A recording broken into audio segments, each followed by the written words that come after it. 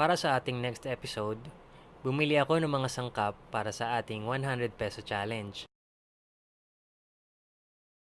Ang susunod nating lulutuin, tinolang manok.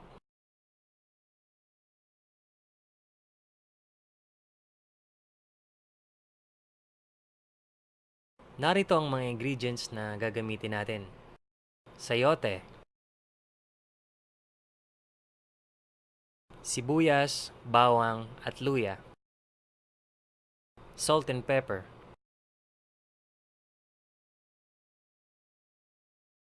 chicken breast, dahon ng sili at dahon ng malunggay. Ang total ng napamili natin ay 110 pesos. Sumobra tayo sa 100 peso budget pero kaunti lang naman so pasok pa rin. Una, magigisa muna tayo ng luya sa mainit na mantika.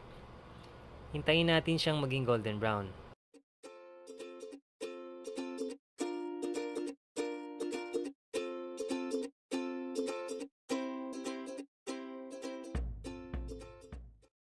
Kapag medyo golden brown ng luya, hawiin lang natin ang mga ito sa gilid ng kawali bago isunod ang sibuyas at bawang. Sa ganitong paraan, maiiwasan natin ang pagkatusta ng luya at mas mapapalabas natin ang lasa ng ating ginisa.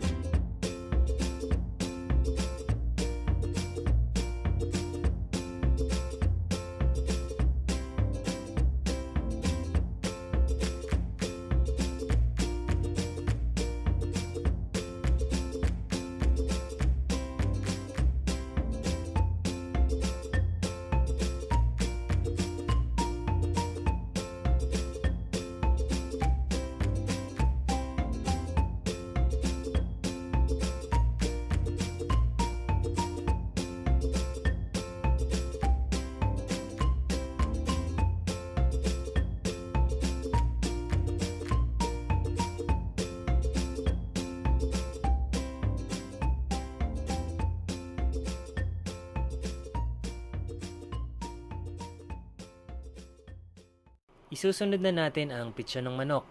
Pagkatapos, titimplahan natin ito ng salt and pepper. Haluin para mag-distribute ang lasa, then takpan at hintayin bagyang maluto ito. Kung mapapansin nyo sa mga recipes na ina-upload ko, hindi ako gumagamit ng MSG or panimpla maliban sa salt and pepper. Naniniwala kasi ako na mas lumalabas ang natural na lasa at sarap ng lutuin kapag salt and pepper lang ang gamit, bukod sa mas healthy ang ganitong paraan ng pagluluto. At isa pa palang tip para mas sumarap ang lutuin, huwag tipirin sa paggisa lalo na sa sibuyas at bawang.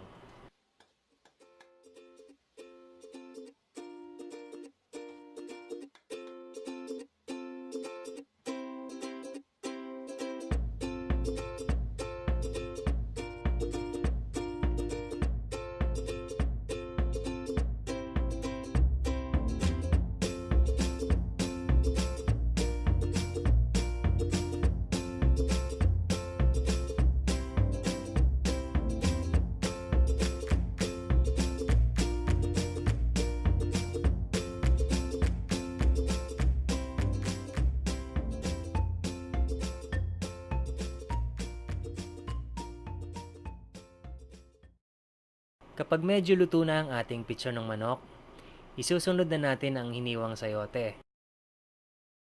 Mahilig kaming kumain ng gulay kaya mas lamang ang gulay sa amin kaysa sa karne pagdating sa portioning.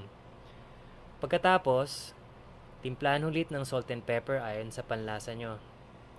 Hindi ko muna siya lalagyan ng sabaw dahil hihintayin ko munang kusang lumabas ang katas ng sayote habang niluluto.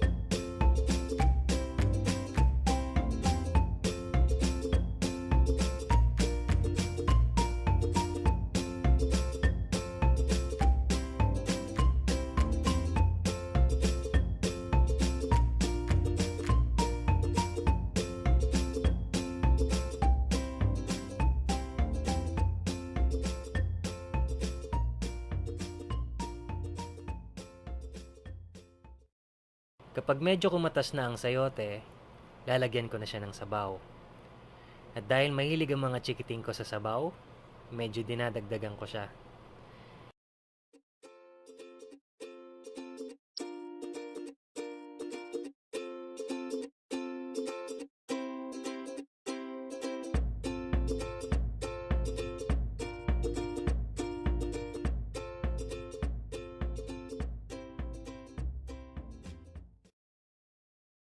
Ilalagay ko na rin ang mga dahon ng sili at malunggay. Then, we let it simmer for another 5 minutes.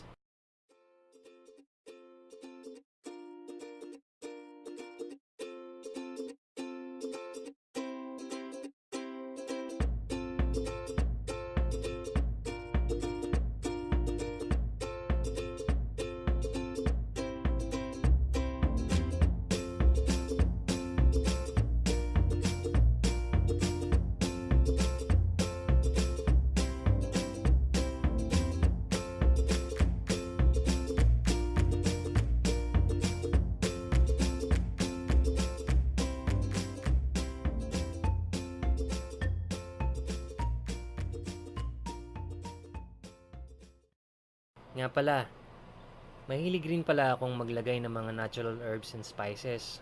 At dito sa tinola, naglalagay ako ng turmeric powder para sa added flavor and color at basil para sa added flavor and aroma.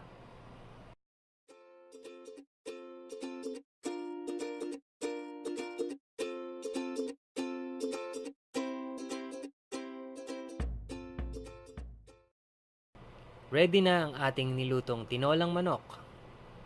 Abangan nyo po kung ano pa ang mga susunod nating mailulutong putahe sa ating 100 peso challenge.